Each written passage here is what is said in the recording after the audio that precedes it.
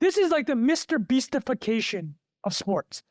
If you command attention, this is why I wish Jack was here. This is right down to me. If you command attention, you do whatever you want, right? And the reality, there's only half a dozen of people like this in the entire world. It is a whole new paradigm. It is insane. But whereas Michael Jordan, people followed on him. Like there's been dozens of athletes that have not comparable, but like have tried to get a Jordan type package, and they have. They've got paid to get a piece of the merch pie, some equity. But like this example with the media rights, which sits above the leagues, like paying directly into that guy. Yeah, it's a one of one, man. Maybe one of three. All right, welcome to another episode of Not Investment Advice. We've got Trung and Bilal here. Summer season. Trung, what's going on? Unfortunately, Jack could not join us today at the last minute. We're going to be together in the same... Yeah. We're going to be back. We're making it happen. There's going to be some like a month, conspiracy theories coming up, like all-in pod style. Guys. Basically, Jack and Trung aren't getting on. That's why it's only Jack or Trung and Jack and Bilal. We've all been traveling, dog. Well, here's the thing. Bilal's been the only person since day one that's done every single podcast. Like, this is... No, that's like, what we got to do. Zaidi is the workhorse here. You got the handheld Bilal today. Yeah, exactly. Well, guys, I just want to jump on here. Me and Bilal, before this recording, we're just being real. It's summer, man. Like, summer hours, like, nobody wants to do shit. Like... Well, this is fan service. Like, there we go. Not PHAN, FAN. There we go. We know we got a lot of listeners that you guys have been supporting us with your attention and your time and your love. And, we ain't going to stop. Bilal ain't going to stop. We're here, man. We're here in the dog days of the summer delivering 60 to 70 minutes of content. Bilal's in Lisbon right now. He's in an Airbnb rental that has no AC. He's cooking. There's no AC. There legit is no AC. They don't do ACs in Europe, as you know. I'm jet lagged, but I'm working on 2 liters of coffee, which is I'm wired right now. And I just got back from Athens and UK, London. Bilal probably mentioned last week. I mentioned the dad drinking. You got to say exactly what you said. You nailed it, man. What was it exactly? No, it's like not just you, but all jokes aside, it's like one of my best friends, Marcus. Every time I meet him, it's like a 5 p.m. Like he's 3-4 drinks in by 5:45, and I'm like ordering guacamole and chips or something, and like a sparkling water, and he's like, I've got to get back for 6:15, relieve the nanny, and I'm like, I get it. You don't understand, man. Like, got to do it. So I'm gonna tell the listeners. Well, okay, first of all, before I tell the listeners on my side of the story of us meeting in London about 10 days ago, why don't you tell them what we have up for today's episode? Oh yeah. So less banter, because I've got a comment on that from a friend of mine as well. So we're going to talk Reddit protest. 6,000 communities have gone dark. Quite an interesting moment in internet history. We'll talk about that. Then Messi joining the MLS, how that's changing sports forever or not changing at all. And kind of my framing around that is really the American capitalism of sports model versus like Saudi state money. And like there's some very interesting examples with other players like Ronaldo and Benzema have just gone there. So we'll talk a little bit about that and how that came to be. And then we've got a special fun fact fan, 30th anniversary of Jurassic Park. We'll be breaking that down from Trump. Such an important movie. Incredible. But go on, hey, let's hear the London hot take. So there's no pressure, right? There's literally no pressure because we're both traveling. I got my wife and kids. And as I discussed on the show before, I got a schedule around their lives, right? Of course. And like, in marriages, long-term relationships, you're negotiating things. So like, when Life's I say pitch, I want to meet up, the... right? Yeah, that's the caveat. That's the preamble. Like when I say I want to meet up with the boys, like Bilal was thinking, because I met Bilal's partner, Melina, which is amazing. And, but like in his mind, he's like, oh, cool. Meet up with Trung in my old stomping grounds. He picked a place, I don't know where it was. What was it called? Soho. Piccadilly We're in Circuit? Soho, yeah. Soho, yeah. But in my mind, like Bilal kind of hinted at, I'm just like, okay, I got like a 2-hour window to get gassed. Go do it, bro. Yeah. I rolled to this spot, and like and on the way I had a drink. I'm like, okay, I gotta get a drink in there. I didn't know that as well. Yeah, I'm like, I gotta get a drink in on the way while I'm on the tube because it's gonna take me 20 minutes to get there. So I need to get a little bit of that juice flowing. So when I see Bilal, Just ready to go. I can sink 3 or 4 drinks and then be gone in 90 minutes. And then, did you get the shawarma on the way home? That was part of the plan. Oh, dude. Oh, yeah. I was staying in Knightsbridge for all the London cats that listen to this. Fancy. And fancy I got fan. I got off at the Knightsbridge stop and got a shawarma. I rolled into the shawarma shop. It's actually closing. They're like, sorry, we're closed. But then I saw the chicken spinning thing. I'm like, I see a chicken spinning thing. Can you just give me whatever's on that? I don't even care. I don't care if it's 15 hours old. Give it to me. They're like, okay, sure. Here's 3 pounds. That's what you got to do. And then I hit McDonald's, which is right next door to the shawarma place. So As I had you a do. nice You got to get the cultural favorites in. But yeah, there you go, man. Great to meet. Great to see you again. Man. We see each other in all the major cities. Someone asked me yesterday, actually, because I said we're doing the pod today, and he was like, what's it like to meet in person? Because you guys speak all the time. And I was like, it's funny because the first 10 minutes, you're just trying to place that person as being a real person, like 3D person. You're like, wow, they've got ears and a nose and hands like everyone else. And then within 12 minutes, you're just talking like this, right? Because we're used to talking. Apple Vision Pro is going to fix all this, buddy. Bringing we're going to have back. presents. We're going to look. Well, I never had a chance to talk about the Pro. We don't need to talk about it. We're not going to talk about it. But, dude, amazing. Let's get right into it. Let's do it. Stuff. Why don't you give the top level stuff? I think we can do Reddit first, right? I think the Messi to MLS is probably my favorite topic of the 3, but we'll save that for next one. So Reddit, from what I could see, there's been protests. Over 6,000 communities have gone dark.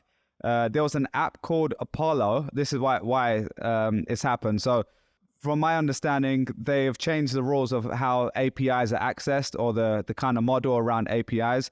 And there's a third-party app called Apollo, which a lot of power users and mods are using. They seem to love it. And the kind of TLDR there is that person who made that app is like an indie developer. He probably makes about 500 grand a year from it. It's a good living, but it's not like this guy's balling out crazy. And with the changes they've made to the API, it would now cost him, I think, like $20 million a year or something like that in the API cost. It also seems like it's similar to what Twitter did in a way. I think there's some parallels because very similar, yeah. Yeah, and so that was the kind of big protest. A lot of people are, supporting. It seems like him. His name's Christian Selig, or that's his Twitter handle at least. And yeah, so that's kind of what I got from it. And people are basically protesting that. I think the CEO kind of did an AMA. And I didn't get to read the full AMA or see anything. But yeah, did I miss anything, Trung? What else did you take from your side? Yeah, he did the AMA, Steve Huffman, and it was considered quite tone deaf. And I read some of the responses. I mean, he was just curt. He's very straightforward. But one of the most famous answers from the AMA that kind of made the rounds on Twitter was, he's like, hey, he just told the AMA that the crowd is like, listen, we need to do this with the API because we're not a profitable company. And it's like a lot of these third-party apps are profitable. They're literally they're kind of just riding our coattails, right? And you kind of mentioned at the 50,000 foot level is that the reason they're making these API changes is similar to Twitter. Twitter is because Elon's trying to find all these different avenues of making money other than advertising. Bilal's spoken a lot about brand advertising. Do you know if Reddit is largely brand or direct? I don't know. I've actually used Reddit ads before, and they actually worked better than I thought. But I don't actually know. I think it's closer to direct response, less brand. Most of these platforms you can always do both, but I don't actually know the breakdown of the dollars spent there. Yeah. But the whole point is it's an ad-based platform. It's an ad-based platform, yeah. And you can normally target by certain, the subreddit. So you can say, I want to target the photography subreddit, or people interested in that sort of stuff. Which is actually probably why direct response actually works pretty well. On it. Yeah. To your point is, and they're similar. And we've talked ad nauseum over the past year about how the digital ad market has hit the shitter as a combination of the recession and Apple's app tracking transparency change. And, Reddit wanted to go public. They had plans to go public last year before the market tanked. It's an ad-based business. Twitter, Snap, which is the most comparable to Reddit in size and advertising revenue, they all took 50% plus revenue dives.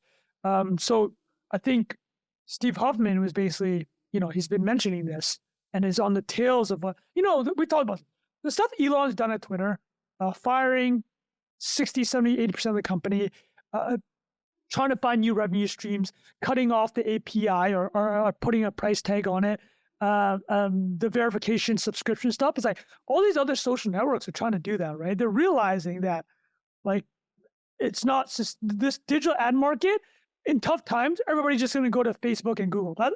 Was that probably right, Bilal? It's like if you're cutting your budget, you're going to stick to Facebook and Google. Yeah, right? they're the two core ones. So you probably won't cut all. Even those will get cut budget wise, but not like completely most of the time. Yeah. So Jack Dorsey was actually on Breaking Point's YouTube channel yesterday. They asked him about, it was the first time publicly on like a podcast or TV show, he was asked about Elon Musk. And he said, listen, like Twitter's business, like we were going to hit the shitter. Like the ad business during recession, he mentioned what you kind of talked about, it goes to Google and Facebook. And we had activist investors and like we were trying to look at alternative revenue streams. So the Reddit API thing was basically like, okay, what's the hot thing in tech right now? It's AI, right? And where's all the money in tech going? Artificial intelligence. Well, what is it that actually Reddit and Twitter have that they can charge people for? It's the content on their platform, right? And that's proprietary content. And these are large language models that are trained on people writing stuff. And as we've spoken about, and I've joked about, you know how good the comments and replies are on Reddit, right? Like it's some of the best stuff on the internet. So something I noticed when these a lot of these subreddits went dark yesterday was I was trying to make Google searches where I penned my searches with Reddit, right? Like I was reading about a history topic I wanted to look at, and then I just put Reddit at the end because you always get these great answers. Everything I clicked on went dark, and I'm like, Jesus! It's like my searches no longer work because I want the Reddit response, right? I mean, you do the same with Reddit where you append it to the Google search. Yeah, I do that. I actually just search on Reddit. It's surprising. It works probably you go better straight on on Google. Reddit, yeah. But I kind of have a thing with being in the app because when I search on Google and I click through to Reddit, sometimes it asks me to like install the app when I've already got it, and it's this annoying thing I hate. So that's why I normally do it on there. But yeah, So the reason, Reddit answers are normally great though, yeah, like they're compared amazing, to right? the regular Google answer. So that just kind of gives like the 50,000 foot levels. Like Reddit's trying to go public. The ad tech business is hurting. They're trying to find other revenue streams. So they're trying to plug into the AI hype. But now it comes up to everything you said about this Apollo app, right? So they changed their API pricing. But the thing I think where people are a little bit upset was the terms that they did it. I think people can understand, listen, you got to make money, right? But they basically said you have 30 days. You have 30 days to abide by the new API pricing. And the problem is that the Apollo app, a lot of them have annual subscribers. I mean, we talk about Ben Thompson here a lot, but that's what he brought up. He's like, this app, if you have annual subscribers, well, you're just going to cut them off, but they already paid, right? Like, how am I going to get refunded? And so I think people are upset about that. But the other part I'll bring up is, so that's one part. So that's just the business decision, why this came to a head. But the other part is, I mean, how is Reddit structured? Where are the power users on Reddit, right? Some moderators. And you remember we had our buddy Rob Gallo on here? Yeah, the Reddit dude, yeah. Yeah, so for the listeners that may not remember, Galloboob, which is a legendary Reddit user, is our buddy.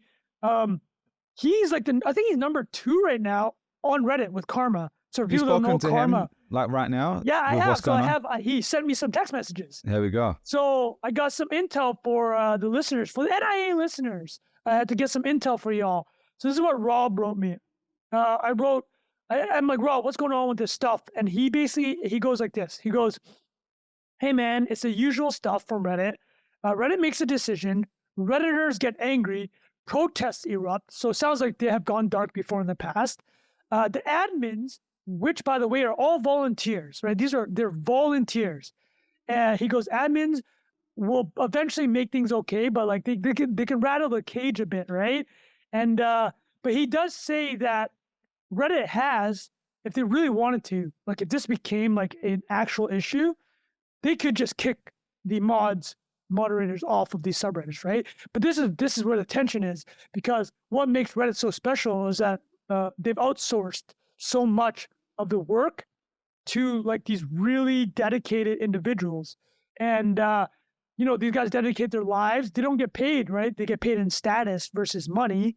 So you could just usurp them entirely, but like, what does it actually do to the community ethos? So like that, there's like a huge balancing act, right? It's like you have free labor, you're paying them in status, but now they're using that status to stonewall the website because you're making a business decision. So I think that's the key thing. What you said there, Trung, is Reddit is such a unique property because it is community based. Like a lot of people in the last 5 years have used the word community as like a buzzword, but they are genuinely the community platform, right? And it's the other one that comes to mind is like Discord, when Discord primarily had this gaming community on there, and then they had this crypto subculture community brewing up in a couple years ago, and then they were going to introduce all these features, and then those people NFTs, protested. Right? They're going to do like NFT stuff.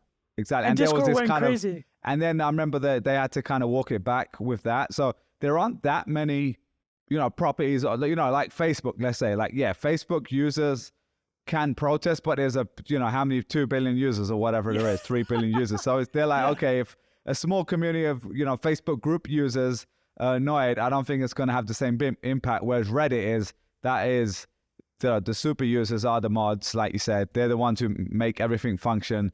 And if you compare it, I don't know the exact number, but like Facebook spends how many millions on, or probably hundreds of millions on content moderation, right? So billions, dude. Billions, exactly. Yeah. And now like Reddit, I'm assuming pays very little compared to that, if anything, because they have this kind of free, incentive-based structure where people will work for free, essentially. So it is a really interesting moment in time. I will say from my side, like I respect what they're doing. I think it's a good thing, especially if it's, it's one of those things where it's like you can understand from Reddit's point of view why they want to make those changes, but also it is a community-based platform and you need to make sure everyone's kind of happy with what you're doing there.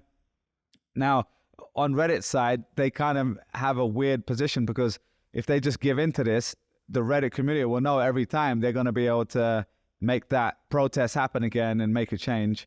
So they're in a bit of a weird position. And I almost think his response, though I didn't listen to the whole thing, even though he's probably being very honest in a way, right? Like normally you would say that's a good thing, but in this case, you kind of think, well, you just kind of shot yourself in the foot. Audience, right? Yeah, you gotta exactly. Because you're paying them in status. That's the point. That's what I'm talking about. You're paying them is like, hey, you have this privileged position as like, if you're moderating Interesting as Fuck, which is one of the greatest subreddits, or Next Level, right? It's like you're moderating a subreddit with 10, 15, 20 million people. That's status, right? Completely, and it's fascinating because it does really bring the question of, Reddit is such an interesting place and has such interesting repository of information and answers and insights. But is it a good business? Right? It's like, how is it that? That's interesting. You could say that about a lot of online businesses, though, Wikipedia's right? other options. Wikipedia too, yeah. Yeah. It's like, well, it is a nonprofit by choice, right? But I mean, you're talking about people that their status is that they get to edit and influence for millions of people. They don't get paid very much, if at all. I think it brings up it is a fascinating incentive structure and design of how you get hundreds of millions of people or billions of people, in the case of Wikipedia, to use something, and then a tiny 0.00001% like helping actually make it function. It's pretty incredible. At the same time, I think it brings up a bigger question around how many of these businesses have been sustainable through the good years that we've talked about a lot on the show. Through, like here, I'm in Lisbon, I'm seeing all the apps people are using, and it's the same stuff, but different names, right? Like Bolt is really big here instead of Uber. And, even like Bolt food delivery versus Uber Eats and stuff like that. And you just think like none of these can be making money, I'm sure, right? Like they're all using the same model, they're VC backed, and then at some point they flip a switch and they may be able to make this kind of private equity style change that makes them profitable on like a 4% margin or something like that, right? So it just feels like that has worked for a decade and a half because of the zero interest rate phenomenon, essentially. And now we're getting to a place where we're really going to have to rethink the models. And maybe it's going to be a straight up, like you just have to pay for stuff that we got for free before. And it also kind of makes you appreciate someone like a Facebook and Google who've been able to grow to that level with just pretty much ads in most cases. So it's an interesting kind of moment in time. I also just think the last thing on the Reddit side from my side is just, I don't know if it's going to make that much a difference, just a 2-day thing. I feel like if it's happened before, like a lot of people are just going to say, oh, I'll wait a couple of days and I'll come back.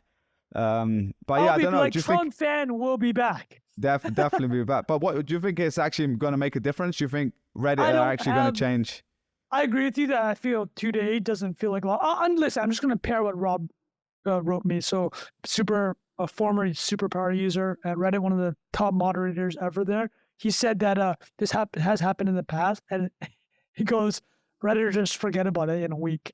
We got a short memory span nowadays. Yeah, just short memories, right? And you get the satisfaction of flexing a bit to stick it to the current leadership. But yeah, I think you brought something up good. A good point. You're like, if Reddit caves the management, they're done for, like, in the long run, right? If you show that this move can work, it's like you're totally at the whim. If you have any interest in running a true business, you cannot allow that to happen, right? And that is a larger question. This is should Reddit just be like Wikipedia? Should we just make this thing a nonprofit, right?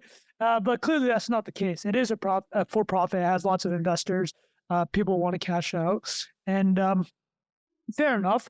It's just, I guess, that interesting. And you brought up zero interest rates, and this does feel like part of that phenomenon where you're not making a ton of money, so you kind of let the moderators do whatever, and you make the APIs not a huge deal, and then you realize, oh wait, these are a huge deal, and it's a way for us to make money. But yeah, I got no other thoughts on that. I guess the one thing I'll do is we haven't done meme of the week yet, so I'll just read out a really, really hysterical Reddit post. Rafa, if you can pull it, it's on my Twitter feed. But Yargo is my dad wrote this. And this is just the perfect encapsulation of internet discourse. That's one of my favorite Reddit posts ever. He goes, I remember I got into an argument on Reddit a while ago with a person over Italian food. It got to the point they were following me into other subs to harass me.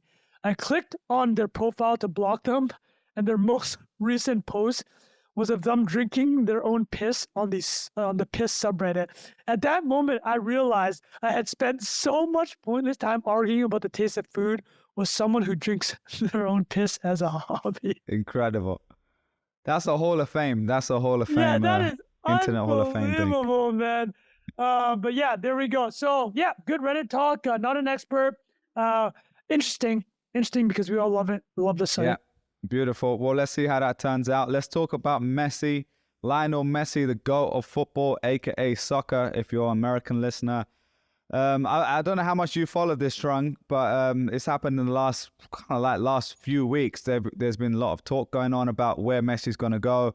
Obviously for people who aren't following the soccer world, you've obviously probably heard of Messi, but he's turning 36, just for context, right? Like, I think in a week or two, in end of June.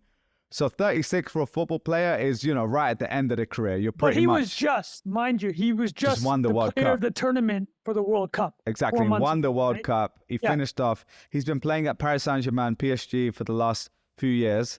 That was obviously a massive payday for him. He was a legend at Barcelona, which was his club since he's a kid. So this has happened to a lot of big players. They get to this age of, the twilight of their career, and they're looking at someone who isn't Messi is looking at, how can I make the last buck, right? And a lot of them go to, let's say, the MLS. Some go to China. Some go nowadays to Saudi. So we saw Cristiano Ronaldo go to Saudi in the last year. That was, really 6 months ago. That was a crazy. How much? Say the number. I forgot how much he made. 400 million, I think. 400 million. Insane, yeah. So Saudi money. We're going to get onto Saudi, why they, where they are as a league, and why they're willing to pay this amount of money. How is the league, by the way?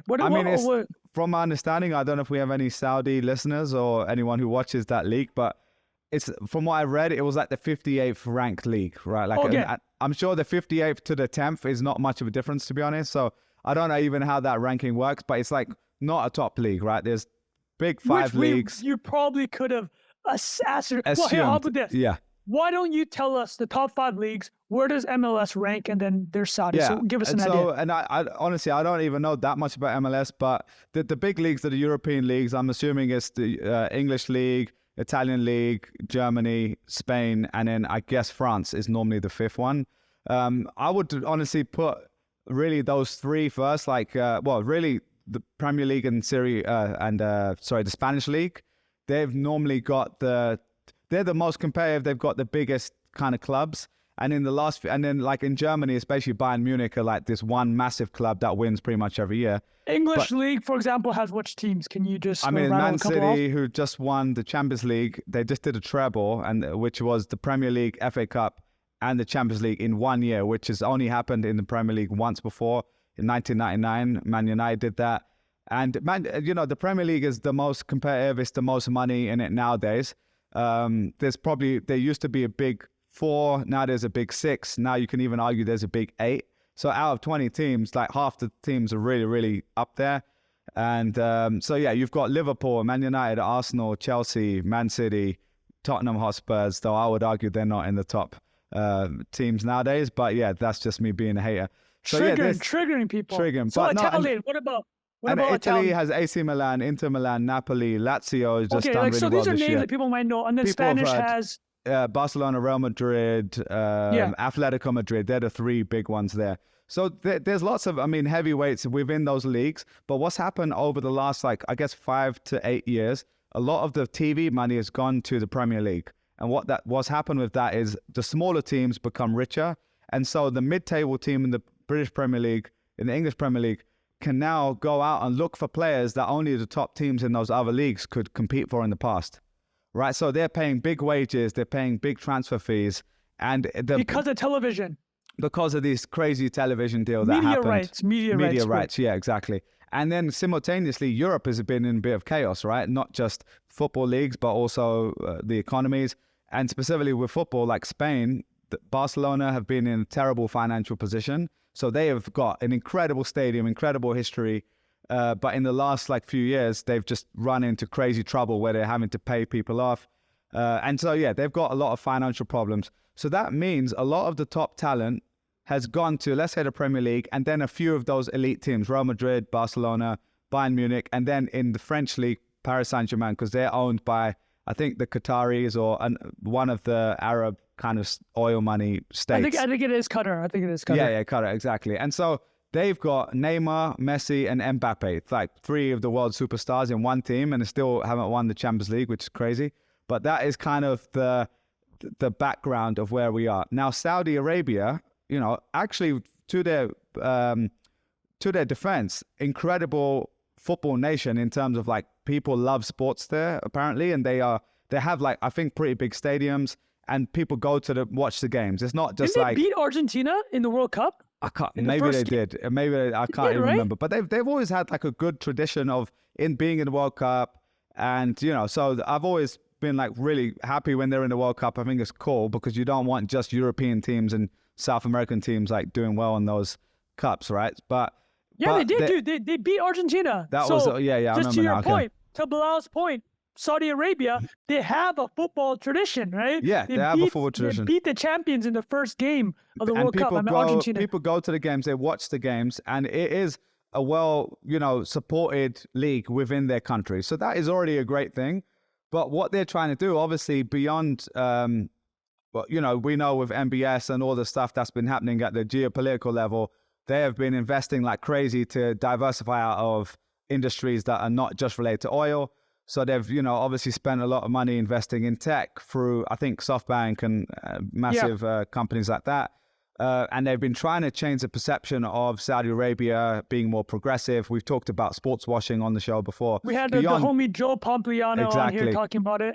Exactly. And so now we're at a stage where you've got, teams like Man City, Paris Saint-Germain, who are essentially, Man City is also owned by Abu Dhabi Group, I think. Which is basically Abu Dhabi state. And so they are now becoming the most successful. They've won 5 out of the 6 Premier Leagues, and they've just won the Champions League. It's you can't compete with them. It's really tough.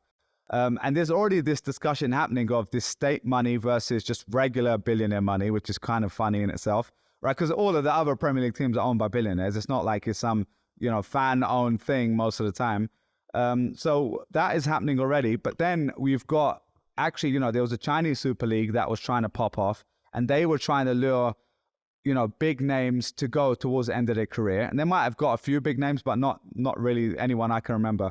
Saudi Arabia, though, has actually put their foot on the pedal in the last year. So they got Ronaldo, obviously legend of the game.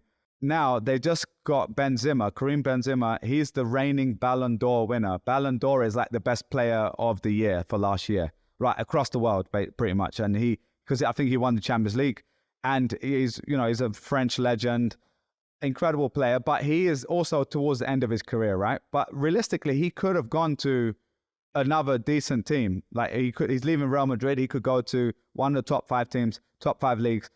But he's choosing to go there. I don't know how much he's making, but I'm assuming it's crazy. I think it's 300-400 mil. 300-400 It's ridiculous. Exactly. Yeah.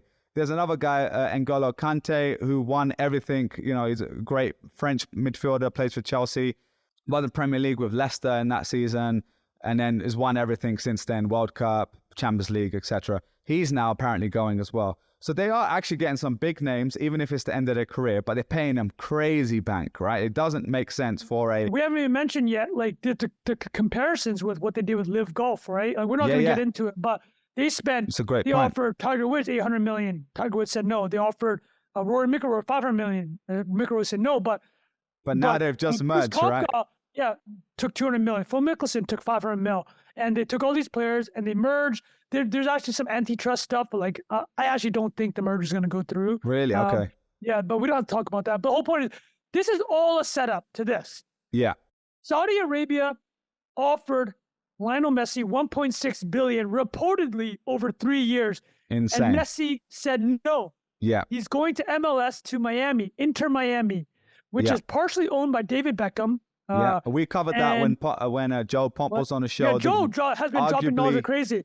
Arguably the best sports deal of all time. Why don't you talk through what David Beckham did and how that's a setup for what is going on with Messi? And I don't know the exact numbers off the top of my head, but essentially when David Beckham went to the MLS, it was really early. There weren't as many superstars going there. I think it was 2007. He went to LA Galaxy. And it was a massive move. It was, the first time a superstar like that was coming there.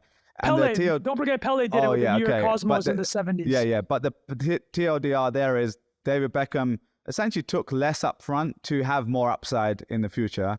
And one of the big parts of the deal was he had the ability to buy a franchise in any market, essentially, any part of the country for a fixed price. And this is when the price, it's kind of like if you think of like stocks, like the option to buy stocks at a company when you're working in a company. Yeah. We're not worth much right now. We're a startup. In the future, we're going to be worth way more. That's the bet. But today, we're going to give you this strike price, and in the future, you'll keep that price. So that's kind of what happened with Beckham. Well, and now actually, it's I'll tell you exactly. That's such a, I didn't even think about that comparison. I do know the numbers from Joe. It was the average team at that time. I think the 5 most recent new franchises were 10 million to join. So 10 million. So nothing. But they actually, to your point, the strike price that they gave David Beckham, they said 25 million. So it's actually a higher multiple than the current, of the thing. But to your point, that was 16 years ago. So Inter Miami joined in 2020. David Beckham bought it at a 25 million valuation. It joined, and it's already worth $600 million. And it was pretty much instantly worth more, right? And then now it's already $6. Yeah. And now with what's happening with Messi, that is, obviously going to raise the ceiling even more. So, and we talked about on the show comparisons to Premier League teams and other big teams. Those are always in the billions of dollars, essentially. So there's a lot more upside. Obviously, the MLS isn't the Premier League yet, but it is the world's biggest market. There's a huge sports culture within the US, but soccer is not seen to be one of the top sports. So that is the perception they're hoping to change. But already, we're going to go into the details of the deal with Messi in a second, but just by him joining and announcing this, from what I can see, the impact on Inter Miami, already 6 million new Instagram followers, a 4,500 increase in merch sales, third best-selling team on Fanatics, 1,200% jump in ticket prices because they went from like $50 to like $500 or something like that on the secondary sales, I'm assuming. And then they're looking at 2 to 3x more revenue this year alone. So just a crazy boost to that team and MLS as a whole. Well, let's talk about, you mentioned it. It's like, okay, MLS, you kind of did the tiers of leagues. MLS is in a massive market. And I think a lot of people are like, you know what? MLS is going to replace the NHL as a fourth big league now, right?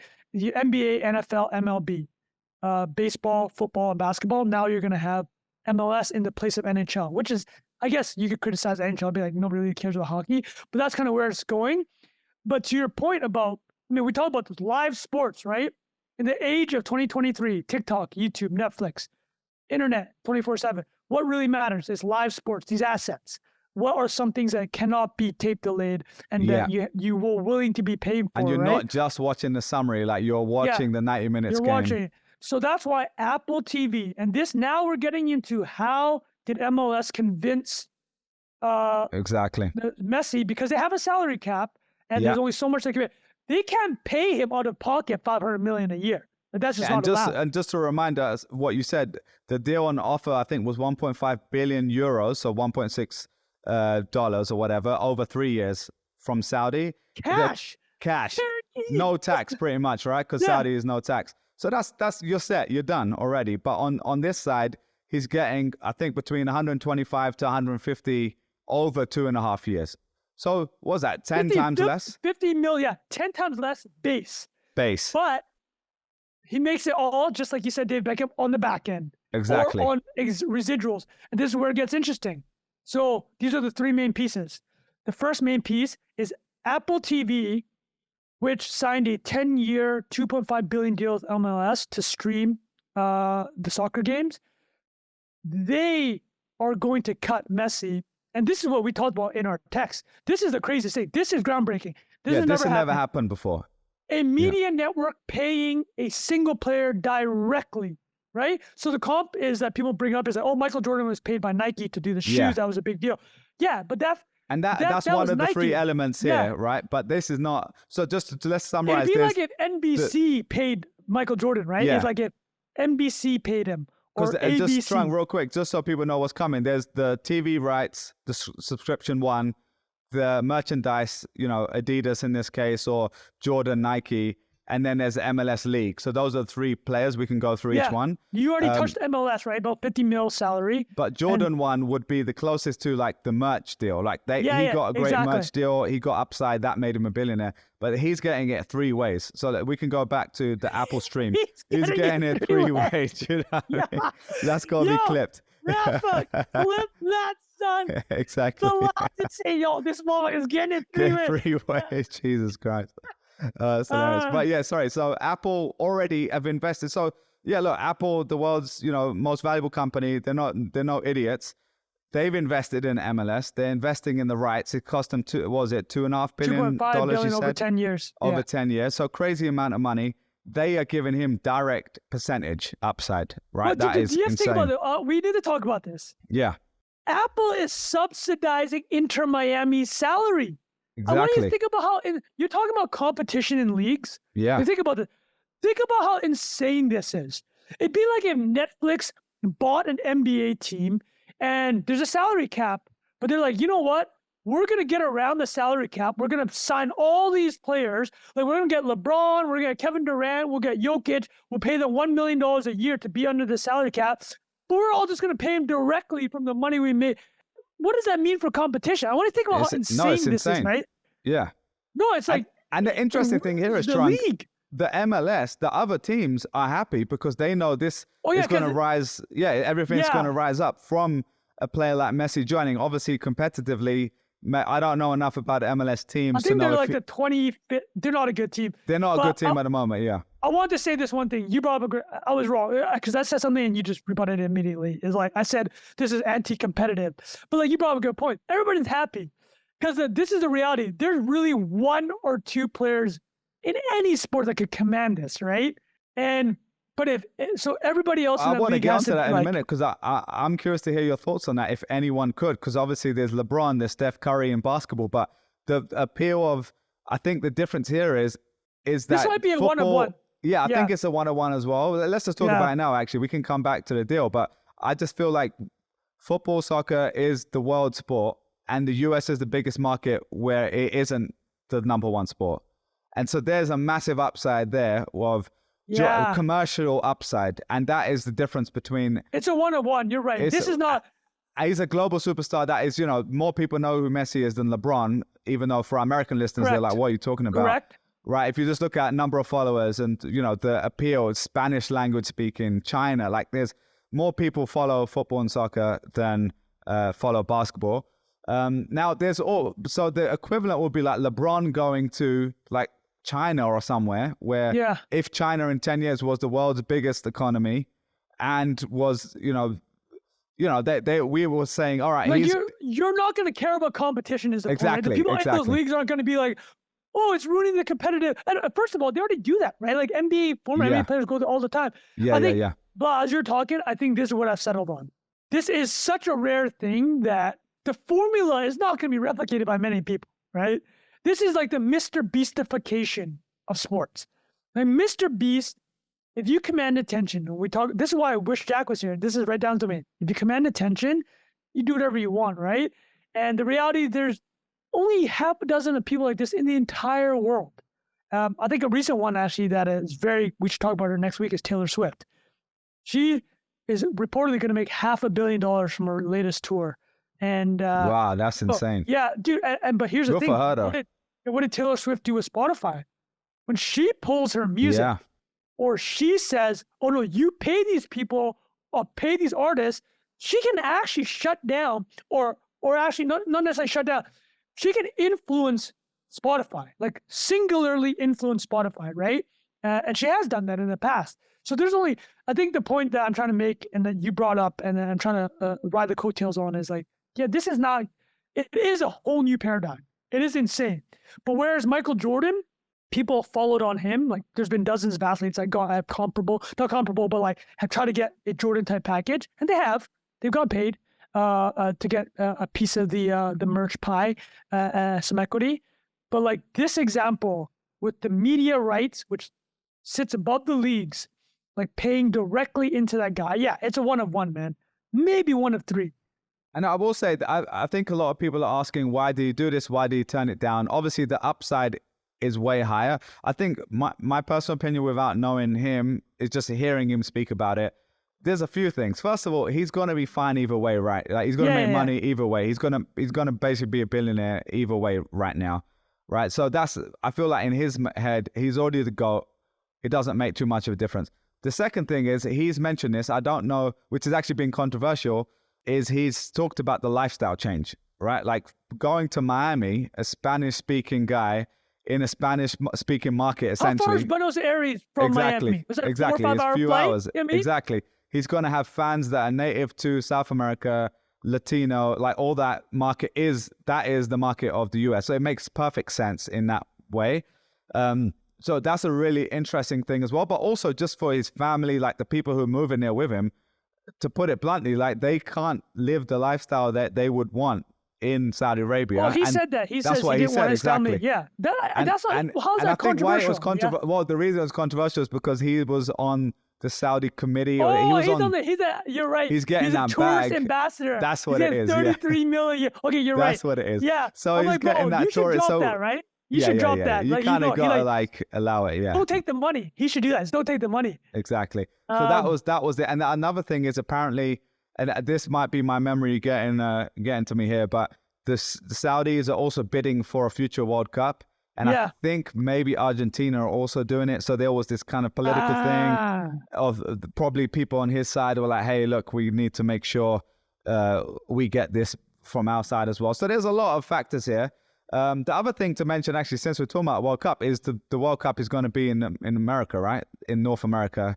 Yeah. I think that's the next one. Oh, yeah, that's huge. So that's another massive, if you think of like headwinds and tailwinds, like this is a massive positive for the sport of football, soccer in the US, of just awareness that's coming from someone with Messi, Apple investing with the subscription. And, Messi's going to bring other people, right? Like a few of his boys are already talking about coming. I think Sergio Busquets, who's like a legendary Barcelona midfielder, like arguably the best in that position. It's Miami. They're gonna be they're having a good time. Yeah, exactly. And by this point, they are at the end of their career. So that's the only thing I'll say is it is still kind of that same level of player in terms of their status, the state of their career. But there's just more of them doing it, right? And there's big names like Pirlo, I remember came, Thierry Henry came, Ibrahimovic came. These are like big names, but they came at the end of their career. And that's kind of like the discussion, right? Like because Messi knows he's the GOAT, I think by this point he can go and not worry about his legacy, right? Because if he went a few years ago, like Ronaldo would be saying, well, I'm not there in my, he's playing at 38 or something in Saudi now, but he was playing in the Premier League like 6 months ago, right? And that's a crazy thing in itself because most players will, by 32, you're done, like 32, 33 and 38. Like there's a few of them playing at that level, like Luka Modric is 37, playing in like the Champions League semi-final and the World Cup. But most players at that level, their legs have gone, so they can't really play at the same level. So, it's going to be very interesting. It's cool to see. For me, I'm just a fan of sport in general. So for me, if another market is getting more competitive, that's a good thing. I feel like I haven't fully processed this idea of a player getting that much upside. Because generally, we're all about everyone getting a bag, everyone getting the upside. We talk about it in the, normal celebrities getting a percentage upside, not just being the face of the whiskey drink or whatever, but owning a part of the whiskey drink. Obviously, we're fans of that. But I think what it's doing to football is the part that I haven't fully processed, right? Well, do you know what? No, go ahead. Finish your thought. What I was going to say is like, if those level of players actually start going, the big one for me will be if someone in their prime actually goes. Which I don't see happening really, because at that level, they want to win. They want to show they're the best. They want legacy, right? They want legacy. You nailed it, man. Right now, the interesting one, Mbappe, who is, arguably, top 3 players in the world, he's now said he's not going to stay at Paris Saint-Germain, like after his contract ends in a year. And now that is one of the biggest stories in football, because where's he going to go? Is he going to go to Real Madrid? Who's going to be able to afford him? And then you're going to, obviously someone like Saudi is going to say, look, we're going to pay you whatever you want to come.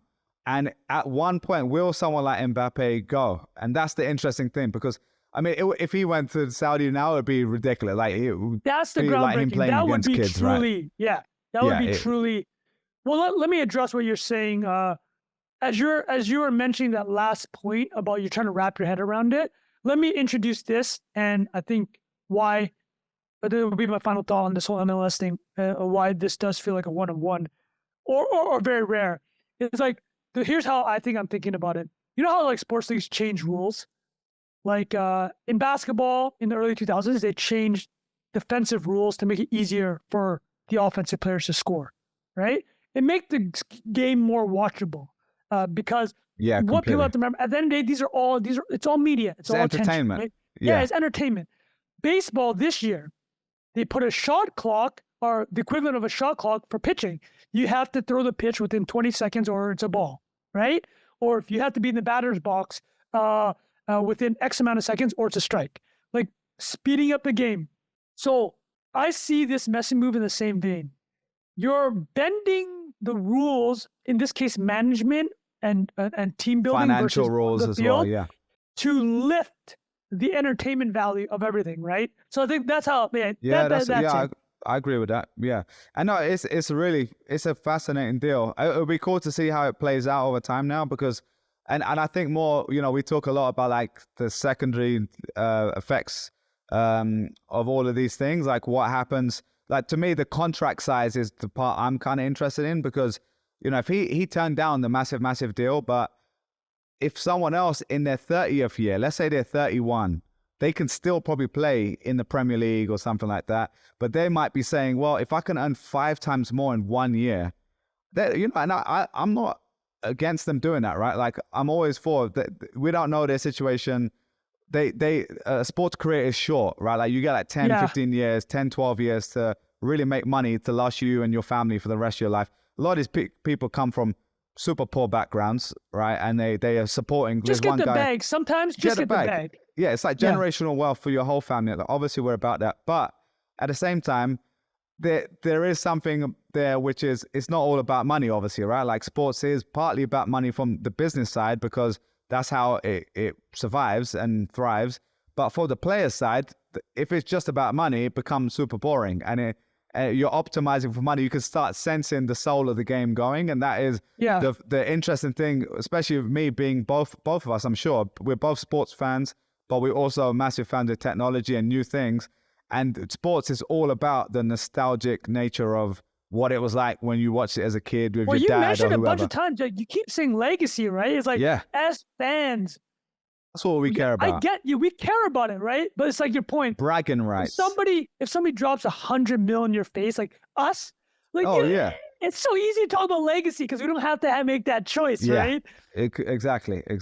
And I think what's cool, just to summarize on Messi, he's getting it all. Like, he is the GOAT. Oh, yeah. He's already proved it. He's won everything. He's won the World Cup finally at, old age, relatively old. And now he dominates America. Like, that's now he's going to come here and change the game there. And he's got to transition to his next chapter. This is what people have to understand about America. And you touched on it earlier. You said it's the biggest market.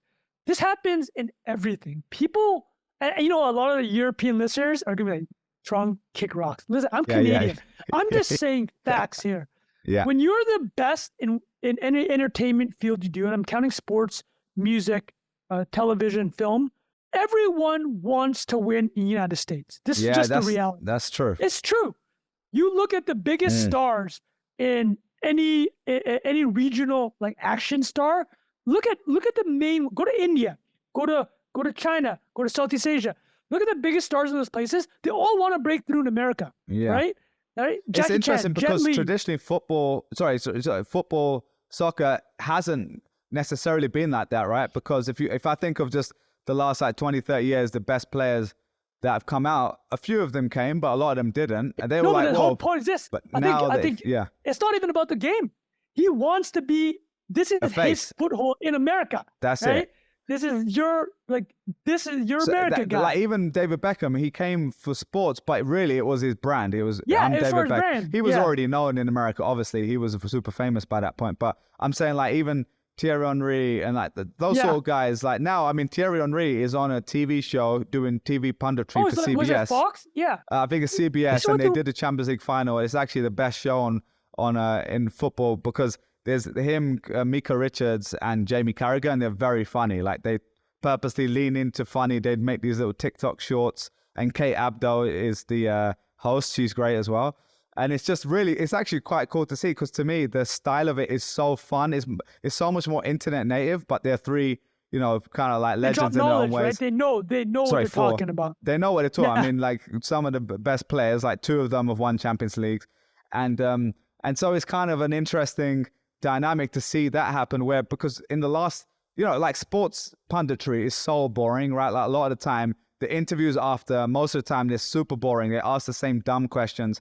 They'll say, like, what does it feel like to win? And it's like, okay, what was the point of that? That's why this fan media has become so big, right? Like, I'm sure for sports you follow, it's also huge big. In basketball. But the biggest podcasts are all former or current players. Oh, so for what I'm saying, though, is the opposite is non-players, where it's literally just like fan that became so big that they were then going on TV. But there are Arsenal. A few, the Arsenal fan review. TV. Well, Arsenal review as well. I'm talking about your blog. That's that could have been the. That's it. But there's like, for me, it's Arse blog. He's the biggest sports blogger pretty much out there. He's got a massive podcast, and you've got Arsenal Fan TV where they go and interview people after the game. And there's a guy, Robbie Lyle, incredible story with him as well. They would just interview people for like 3 to 5 minutes after the game and say wild stuff. And it's the same thing your friend would say in the pub after the game, It's like, or your friend says at work. And that was a whole new form of fan media, which is super cool. And now the old kind of legacy media were just trying to replicate that. And now I'm saying, like, those famous footballers are actually almost playing that role, but on TV. So they're kind of coming together. So anyway, I think that was we're going on a tangent there. But that was meaty. That was meaty. Really interesting. So anything else on Messi going to Miami before we wrap that one up, Trung? No, I'm good, man. That was meaty. That was a good one. Do you want to quickly talk about Jurassic Park to wrap us up, man? Let's hit that up. Let's hit it up. The 30th anniversary of Jurassic Park just went down. Tell me, when's the last time you watched Jurassic Park? Probably like 20 years ago. I mean, not a long time, but a classic. I mean, it was one of my favorites growing up, for sure. It was just. It was like Let me Home just- Alone and Jurassic Park. You know what I mean? Just that's the 1-2 combo, right? That was the best. Yeah. Next Friday, but that was a few years later. Yeah. Dude, next Friday. Do you remember Next Friday, man? Yeah. That was like dude. such Well, a stoner Friday, movie. the OG, right? Oh yeah, Friday is the original, but for some reason I watched Next Friday before I watched Friday. I think it was my age. Like I got, and then I eventually watched Friday After Next. Great trilogy that is. I'll just Anyway. I'll just drop some stuff on JP. Yeah. Stop me at any point if you want to expound on it. Yeah. But Steven Spielberg, obviously, one of the greatest directors ever, filmed Jurassic Park in 1993. And at that time, when he made that film, the highest grossing movie ever was E.T., which is Steven Spielberg. That was 1982. So 11 years later, JP comes out and it ends up making $914 million. It was a number one box office hit ever. But that's not the interesting thing to me. The interesting thing, and we talked about this before the podcast, was the technology. That was the first movie that really used CGI.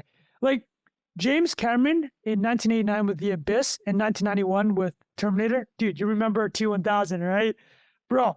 Oh my God, Terminator. Sorry, I got to put Terminator in that same Terminator 2. Sorry, Terminator 2. Yeah. 1991 Is that the Terminator one? 2. Yeah, I mean, I think it was Terminator 2. That's the one with the liquid metal. Yeah, oh, incredible. Yeah. So like that. Is that like group, 96 or something? No, 91. Oh, damn. Okay, sorry. So yeah, they started playing around with CGI and Steven Spielberg. So Jurassic Park was written by Michael Crichton, who, fun fact, fan about Michael Crichton. Have you read any of Michael Crichton's books?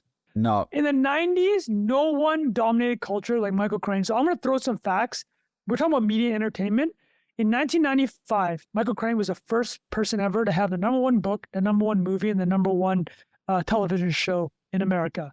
Dude, think about that. That's wild. Movie, book, television show. 3 ways again. There we go. Yeah. That's the title of this episode. Yeah, 3 ways. No, but here's the crazy thing. He did it again the next year. So the TV show is ER, which is about his time. He wrote it because people may not know, but Michael Crichton was a Harvard-trained medical doctor before he became a writer. Dude, animal. I love those people that just take a massive animals, pivot. Dude. What a legend. A Harvard Medical School, becomes a writer. So the book in 1995 was Congo. The movie was Congo. The TV show was ER. I think the book was Disclosure. And then the next year, it was ER. The Lost World was the book, which also became a movie, the sequel to Jurassic Park. And the movie was Twister. So this guy's an animal, right? Michael Crichton. Steven Spielberg is what Michael Crichton said. I only want Steven Spielberg to make Jurassic Park. So Steven Spielberg gets it. And basically what happens, though, is Steven Spielberg didn't intend to use CGI. He had seen James Cameron's Terminator 2, but he didn't realize that it could be done for dinosaurs. He's like, you know what? That's a human, liquid metal. Maybe not. Yeah, we'll just do stop motion animatronics.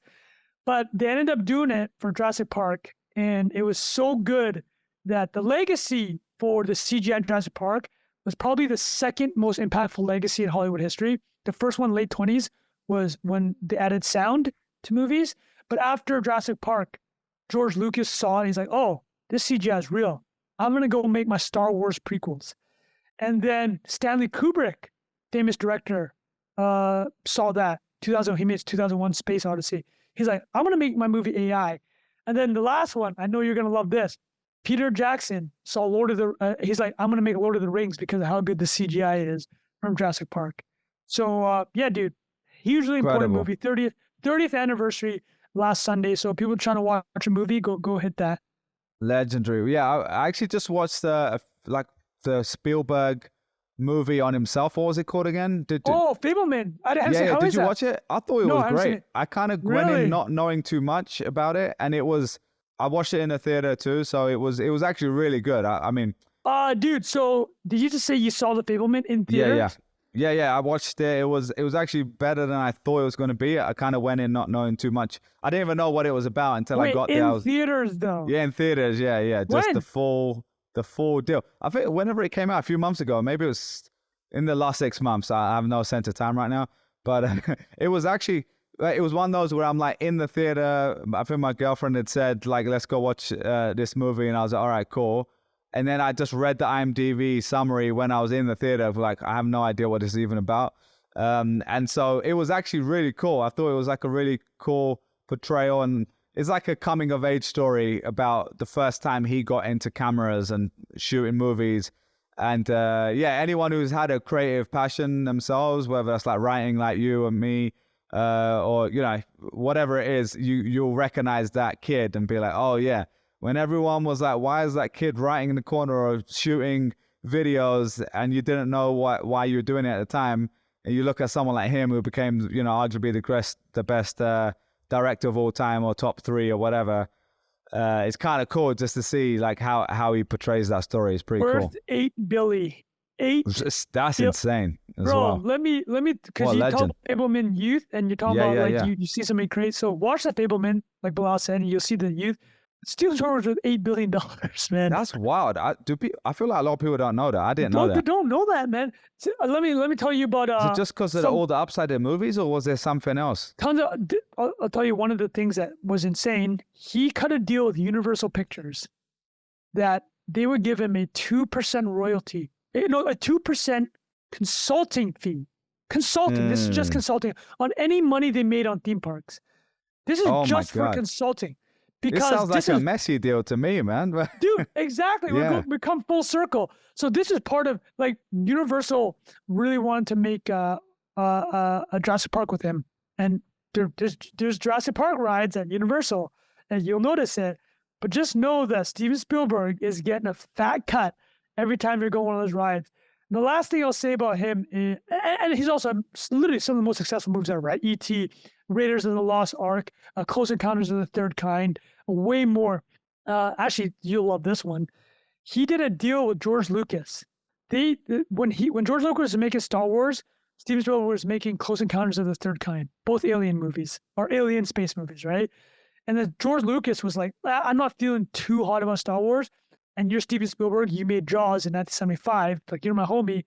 Why don't we switch royalty agreements? I'll take 2.5% of Star Wars, and you get 2.5% of Close Encounters. So no way. Spielberg gets 2.5% of Star Wars because that's the deal they made. That's crazy. Yeah, how funny is that? They're boys, right? Do you know what's interesting though, Trung? Is like obviously we talk about percentages on the show a lot, but just like we've talked about Messi and we've just talked about Spielberg, like that's how they're going to be making their fortune essentially.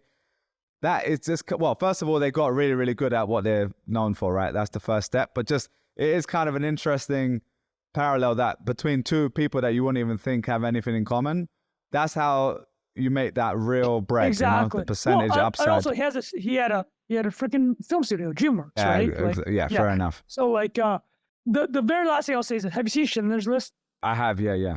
A long time Obviously, ago. a super heavy Holocaust movie. Yeah, incredible. Spielberg made Schindler's List and Jurassic Park in the same year. What? Think about that. That's insane. Think about that.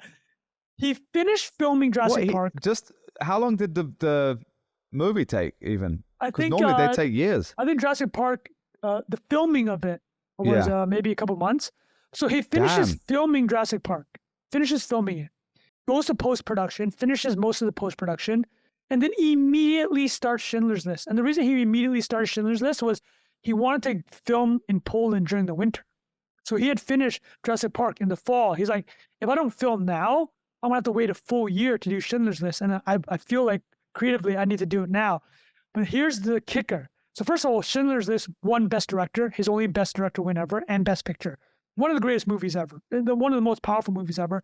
He didn't take $1 for that. Every dollar that goes into that film goes to the Holocaust Memorial in DC, I believe. Oh, I didn't realize that either. Yeah, so yeah, respect. Not like he needs it, but like it was such a personal movie to him. He spent 10 years to make that movie about the Holocaust. But the thing I'll say is this, which is amazing, going back to George Lucas, and we can end on this if you don't have any other thoughts, is how nice is it to have a George Lucas as a good friend? Because when he's like, I got to film Schindler's List, he calls up George Lucas like, George, can you finish the sound editing on Jurassic Park for me?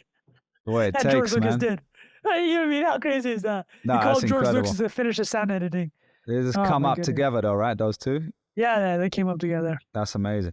Well, yeah, man, that's a great recap of all that stuff. Thanks for sharing that, Trung. I feel we can close it out here. Anything else on that before we say bye-bye? It's dog days of summer, but we're going to keep coming, delivering for you listeners. This was fun. I think we covered I think the Reddit one was great, and then the Messi stuff as well. Oh, and then meaty, rounding out here, this was perfect, man. So hopefully hopefully Jack's around next week, and we'll be able to record all three of us. But yeah, understandable. He had a last minute thing he had to go and deal with. So anyway, I hope you guys enjoyed that. We'll be here next week for you guys. I'll also say big shout out to last episode. I mentioned I was going to be in Lisbon, and a few listeners from Lisbon reached out and we're trying to meet up. I'll try my best to do a little thing if I can. We got Lisbon listeners? Yeah, apparently so. Yeah, so that'll be fun, but it is a little bit hard because we're jumping around so much, but I will try my best to do that.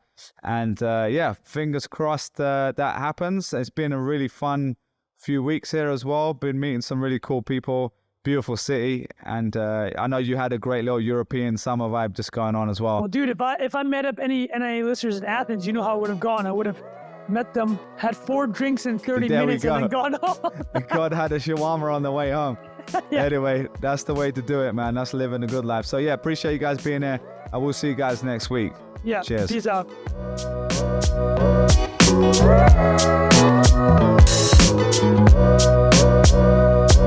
Right.